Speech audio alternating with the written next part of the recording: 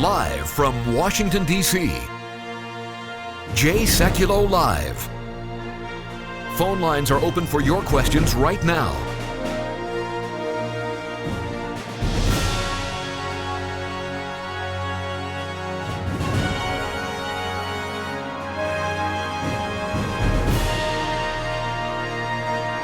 And now, Chief Counsel for the American Center for Law and Justice, Jay Sekulow.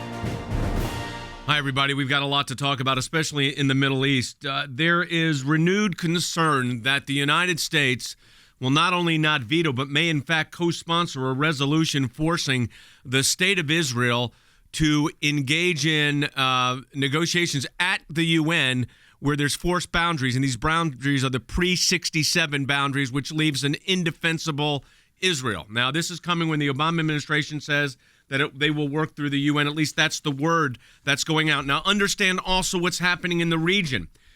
Reports from our own military say that our forces in Egypt, in the Sinai, that have been there for 40 years, 20 years, really, since the Camp David Accords, as a peacekeeping force, as a military advising force, both Israel and Egypt wants the U.S. presence, about 700 military officers.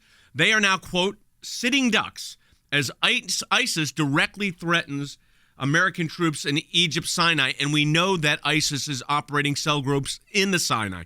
Now, all of this is happening at the same time, Jordan, that the government, our government, which usually has been at the UN to protect Israel, is actually going to be taking a very contrary position, and it's very dangerous. Yeah, that's right. I mean, if the U.S. goes in and gives kind of the green light for countries to move forward with pushing at the UN Security Council a peace plan, basically they have to force the Israelis and Palestinians to get into negotiations with penalties of, if you don't do this, there could be economic sanctions and consequences. And so this would be a time when the U.S. usually puts a halt, and there may be talk about it, but the U.S. just puts an end to it. With this administration, it's becoming increasingly likely that they may let this go. Let me tell you this, folks. I'm holding my hands. Our friends on our website at aclj.org and on Facebook and Periscope can see this is a series of legal letters that we have sent, raining about 10 pages with hundreds of footnotes, to the United Nations, to the various ambassadors on the Security Council, saying, don't force this deal, which will be detrimental to the state of Israel. This is a big deal. Jordan, it would be appropriate for us to get our letter to Speaker of the House Ryan's office so he knows we've sent it, right, Jordan? That would probably be something we should do. Yeah, that's right. I mean, just getting everybody informed on the issue, because when the pressure comes on this specifically, you have to kind of know this is not the U.S. legislative process. This is an international body. And in the past, as much as the rhetoric with this administration and some of the moves by them have been very anti-Israel, at the end of the day, they haven't taken this aggressive of a step, and they haven't even floated the idea of taking this aggressive of a step, not publicly. The fact that it took Prime Minister Netanyahu, who has addressed this publicly, meeting with congressional leaders who may oppose it. I mean, this is very real. Let me say this. So, Than, let's go ahead and get a copy of the letter off to the Speaker of the House's office, to Paul Ryan's office. I think that would be the appropriate thing to do here, and make sure that they know that groups like ours are engaged to defend Israel, and we've heard now from almost 70,000 of our members at aclj.org. Let's go ahead and can we take a call or get a comment, Laura? Yeah, let's take a call. Gina is calling from La Mesa, California. You're on the air. Hi, Gina, you're on the air. Hi there. Yep. Hi there. I just want to know if anyone is asking and analyzing why this administration is doing this. Okay, so here's my theory on this. And that is, this is the last quarter of the administration. So if they're going to try to do the past that would be politically not acceptable to most Americans, I think the president's doing it now because he believes this is his moment where there are, Jordan, very quickly, no political consequences. Yeah, exactly right. And here's why. He's not on the top of the ballot, so he doesn't have to worry about how this affects Democrats. Hillary Clinton could oppose it if she wanted to. It'd be interesting to see where Democrats come down on this. That'll be something to watch. But ultimately, those who need to oppose it could for political purposes. And because he won't be driving the turnout, that'll ultimately be up to whoever's at the top of the ticket for the Democrats. That's Hillary Clinton or Bernie Sanders or someone else. That's the truth, is that this would be the least political fallout for him. Then give him 15 seconds here. What about the situation with Senator Leahy asking for an investigation of Israel? Well, he's backing up the president here, and I would just add to what you said. There's a practical reason, too. The practical reason is it can pass the Security Council now. That's an additional reason for the timing. Folks, we got a fight on our hand. Go to aclj.org, sign that petition defending Israel. Back with more in a moment. Israel is facing a new and grave danger, this time from the United States. There are reports that the Obama administration will use the UN Security Council against Israel. It's a renewed attempt to force Israel into a dangerous position, giving up key concessions before negotiations even begin and mandating that Israel accept indefensible borders. Israel must not be forced to negotiate with a Palestinian authority that empowers terrorists. We can't allow President Obama to betray our ally, Israel. At the ACLJ, we're mobilizing our legal teams here and in Israel. We're preparing critical legal letters, documents, and filings at the UN, in Congress, and with the Obama administration. You can take a stand for Israel by signing on to our new petition right now. Defend Israel. No talks with terrorists.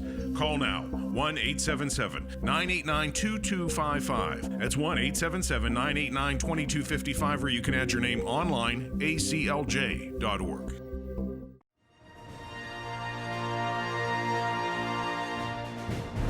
Let me lay out for you what has happened. The state of Israel, every year there's this condemnation move of UN resolutions against Israel.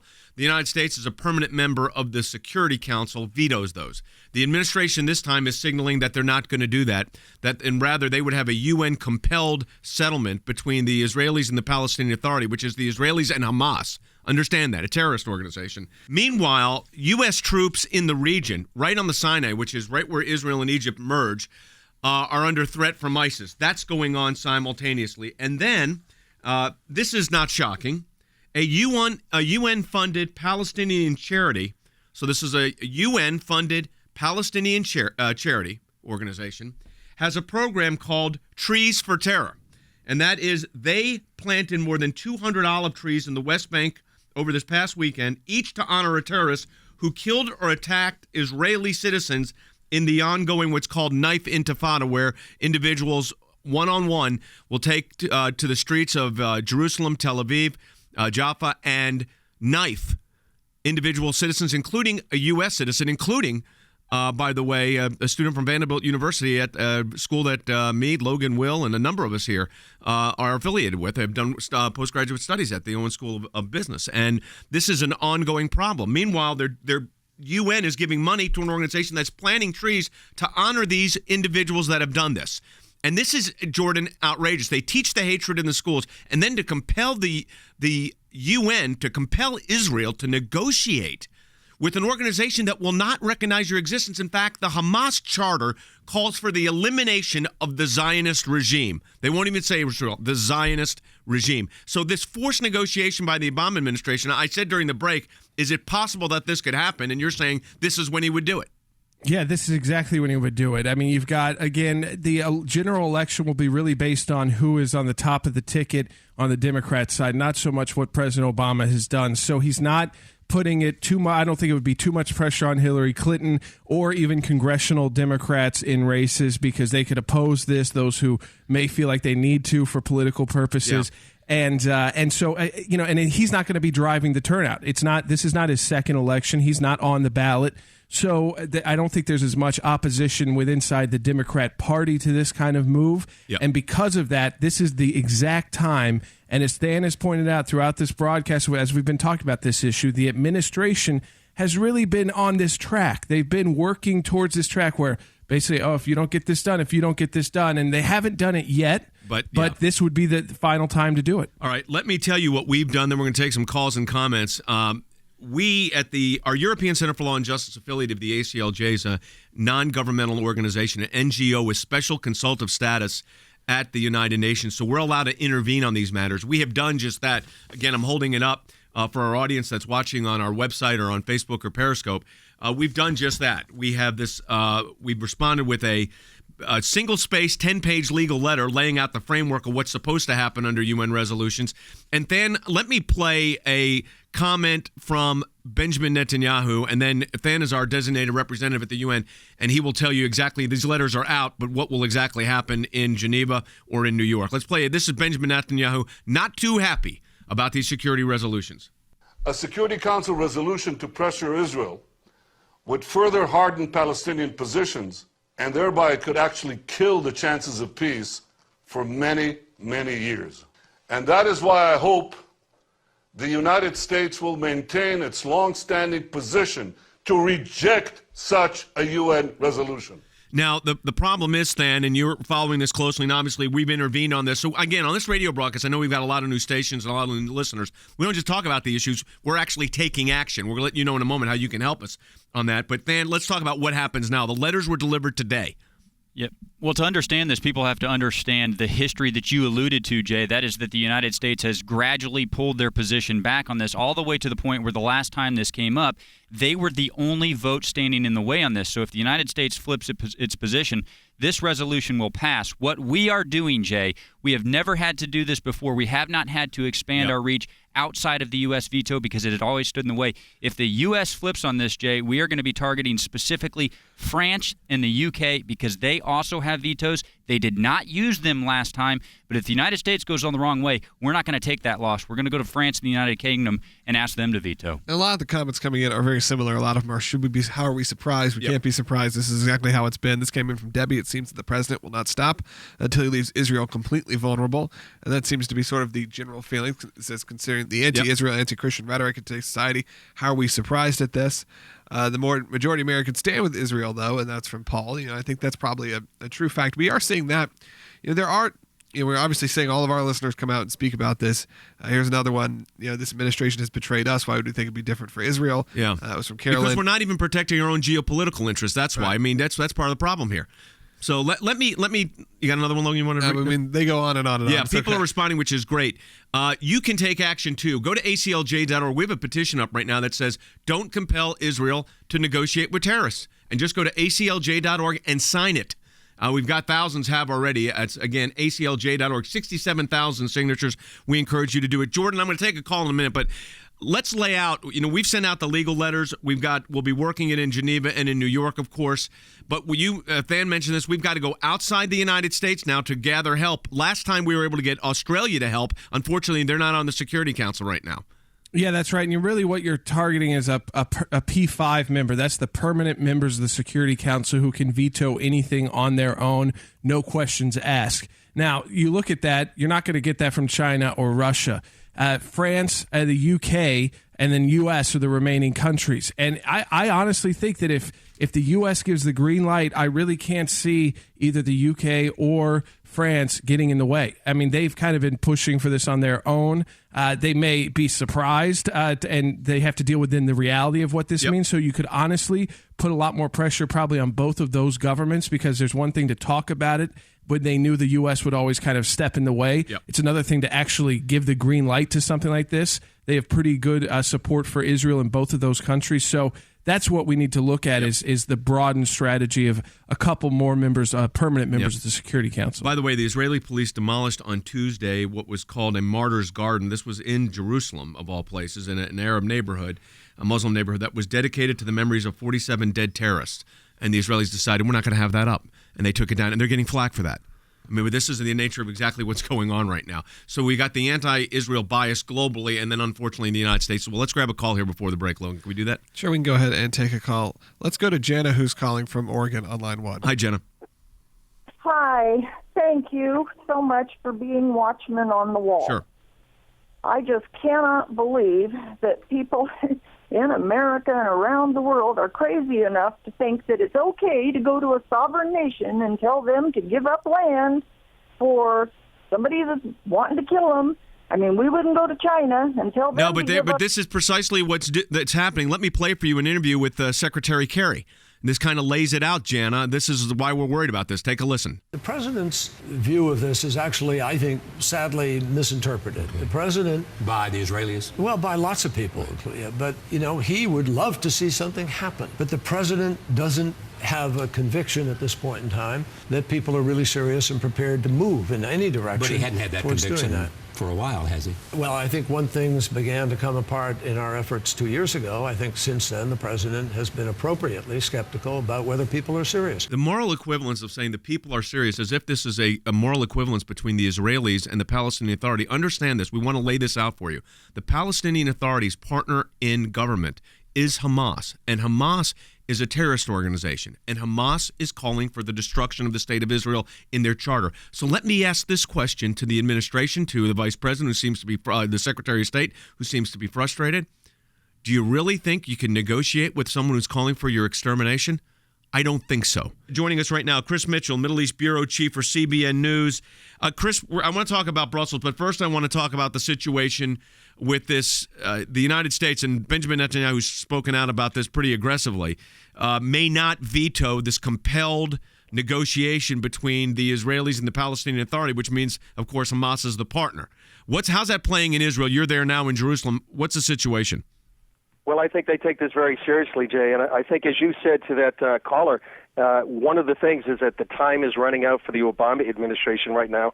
They are in the fourth quarter, so I think it's politically expedient for them to go ahead and do this. And as you said, 9 miles, former Israeli ambassador to the UN, Abba Eban, called those borders Auschwitz borders. They're indefensible. And to have them, not veto a resolution like that, that would reverse U.S. policy going back decades, and it's really telling that you at the ACLJ would have to appeal to France and the UK, and it just shows you how far this administration has shifted U.S. policy towards Israel. Chris, I only got about a minute left here. Tell the thesis of the book. I've read it, but I think it's important for our audience to understand. You really believe we're on the threshold of a major, major problem. I really do, and that's why the subtitle is called "What You Need to Know About the Current Mideast Crisis and the Coming Mideast War." And three things, Jay, in the book. First of all, what you have done, and ACLJ as champion, is highlight the plight of persecuted Christians in the Middle East. There really is a war on Christianity, a war on Jesus. People need to know that in the United States. Discuss the dangers of ISIS. We are on the front lines with the Kurdish military, about 500 meters from ISIS. Talk about the danger of ISIS and all the radical Islam. And then discuss the major geopolitical changes in the Middle East. It is like a Middle East Game of Thrones. Yep. We need to know what's happening. We need to be prepared for that. And certainly the next president of the United States, the leader of the free world, needs to know what to do with the Middle East. I appreciate that. Chris Mitchell's brand new book is called ISIS, Iran and Israel, What You Need to Know About the Current Middle East Crisis and the Coming Middle East War. It's available on Amazon. Get it. Great book. Chris is the CBN Bureau Chief for the Middle East, and he's calling us from Israel, and it's always great to have you on. Thanks, Chris. Great to be with you, Jay. Let me also encourage you that we've got a petition up at aclj.org to defend Israel. Don't require them to negotiate with the terrorists. This goes in conjunction with the letter that we have now sent to the Security Council permanent members and the ones that are on in a rotation. So we encourage you, just go over to aclj.org. That's aclj.org, and you can sign on to that letter. Also, when you're at aclj.org, we're in a matching challenge campaign. Any amount you donate to the ACLJ, we're getting a matching gift for, so you do that at aclj.org, but also sign that petition. We're almost at 70,000, so it's growing. Back with more in a moment.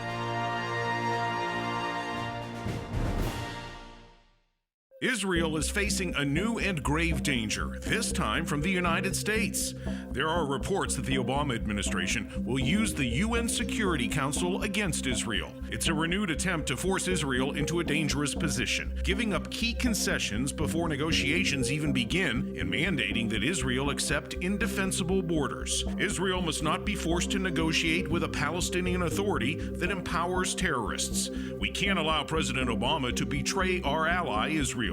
At the ACLJ, we're mobilizing our legal teams here and in Israel. We're preparing critical legal letters, documents, and filings at the UN, in Congress, and with the Obama administration. You can take a stand for Israel by signing on to our new petition right now. Defend Israel. No talks with terrorists. Call now. 1-877-989-2255. That's 1-877-989-2255, or you can add your name online, aclj.org.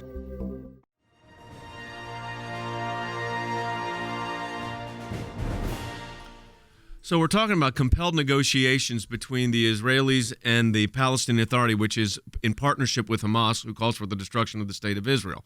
The United States has been the state, along with one time Australia, vetoing that at the Security Council.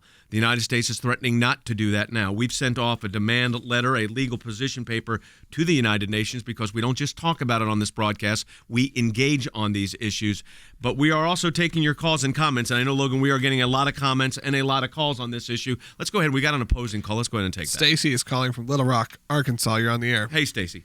Hi. Thank you for taking my Sure. call. Yes, I'm actually for this.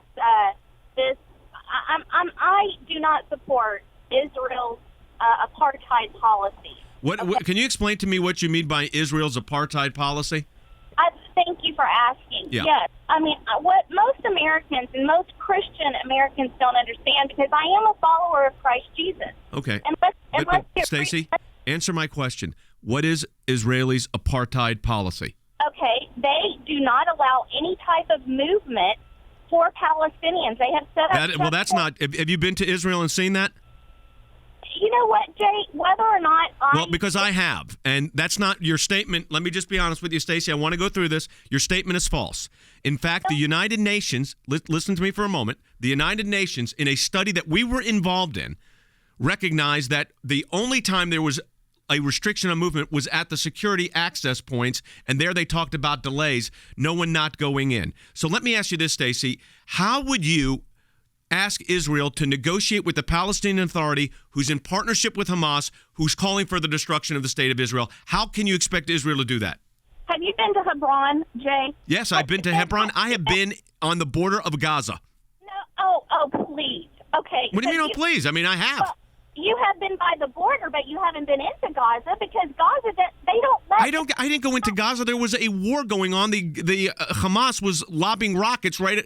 And Jordan, why don't you pick up on some of that? And stay on the line, Stacey. We're going to keep this conversation going. It's in a movie. Yeah. I mean, Hebron, by the way, move. is in the West Bank. So, Stacey, you got to get your places. And that's pretty open. I mean, it can be somewhat dangerous, but tourists do go there. There's some biblical sites, and people do go. So that's one. And second, I spent a lot of time in the West Bank. We have, and that's under the Palestinian Authority, which because would be, Stacey, the only group. We've represented Palestinian Christians, Stacey. Understand that. It Go would ahead, be Jordan. the only group in part of this negotiations.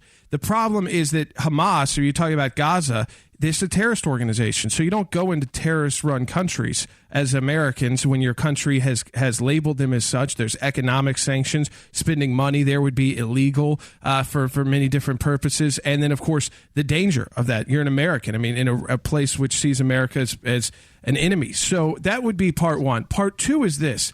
If you could get to a point where honestly peace could be negotiated, that is true. Everybody would want to see that, except for the radicals, which have been empowered in the Palestinian territory, specifically in Gaza. Until they are gone, that you can't really have negotiations. I mean, that's just bottom line. Nothing will change. Okay, so Stacey, I want you to continue your discussion, but understand we are on the ground there, and we have worked and we've represented Palestinian Christians who needed sanctuary in Israel because they were being killed. Their husband was killed by Hamas in broad daylight, stabbed 46 times because he was the operator of the Palestinian Bible Society bookstore. So we know the region. So go ahead and finish. You tell me why Israel shouldn't defend itself. My comment is there are plenty of Christian Americans that support the Palestinians because the Palestinians are brutally treated by Israel. Can you give me an example of you've said that now twice. Where is exactly that brutal treatment? Do you think a Christian is safer in Hamas-controlled Gaza, or do you think they're more protected in, say, Jerusalem or Tel Aviv? I think that Palestinians actually are treated as subhuman by the Israelis. You are reading some propaganda nonsense with no fact. You've not investigated it. You haven't been there. And do you think, Stacey, last question, do you think a Christian is safer in Hamas-controlled Gaza, or do you think they're safer in Israeli-controlled Jerusalem? Please answer that question for me. You don't let me finish it. You answer the question. Okay, this is the deal. Did you see the video of the Israeli soldier murdering?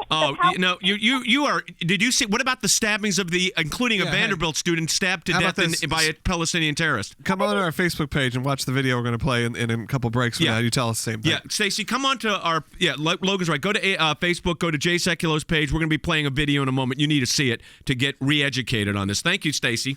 All right, let's move on. There is a call that we asked to call in from Periscope. Maybe keep the show even more interesting. Avi is calling online, too.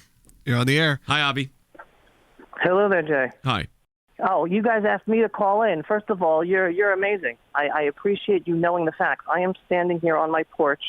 I am a settler. I'm a proud Jewish settler settling my homeland. We are the indigenous people of this land. What settlement? Well, no, don't say that. Don't tell me which one it is. You could tell us later. So you're there now, but go ahead. Keep going. I'm looking over at Bethlehem to my right. I have a 15-minute ride to Hebron. I've served as a soldier in Hebron. I have served as a soldier in the Gaza Strip. The Jewish people have lived in Gaza for thousands of years. The only time there was peace between Jews and Arabs is when Jews lived in Gaza. The smartest Arab countries in the Middle East are those countries that understand Israel is here to help them. Israel is a country, the only country in the Middle East where Muslims, Christians, Jews, and atheists have freedom and equal rights. Any Muslim who is a smart Muslim knows that Israel looks after them more than any other country in the Middle East. You know, I mentioned that Abby, I mentioned that to the last caller who was reading from some kind of prepared text and didn't want to hear the facts. But you live there, you understand it. Let me ask you this question. We know that there's this knifing intifadas going on right now. What's the reaction in Israel?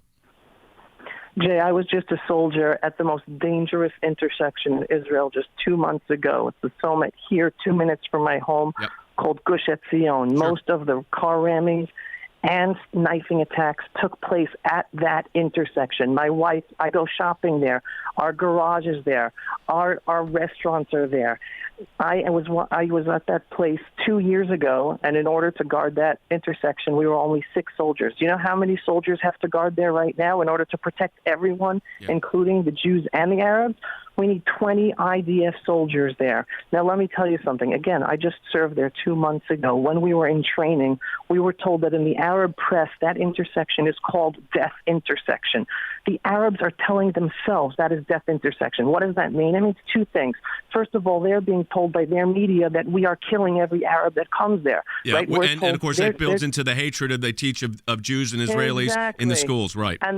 And the second thing is they know any Arab that wakes up in the morning and decides, for whatever reason, and I'm going to give you some information that you're probably not told in the media there, but any Arab that wakes up in the morning and decides to kill a Jew, he knows to go there because he knows he's on a suicide. Well, they know that, and they're also getting benefits and money to do it. I appreciate you calling in. Thanks a lot. Folks, that's going to do it for the broadcast today. Go to aclj.org, sign on to that petition, defend Israel, no talks with terrorists. Again, aclj.org. We'll talk to you tomorrow.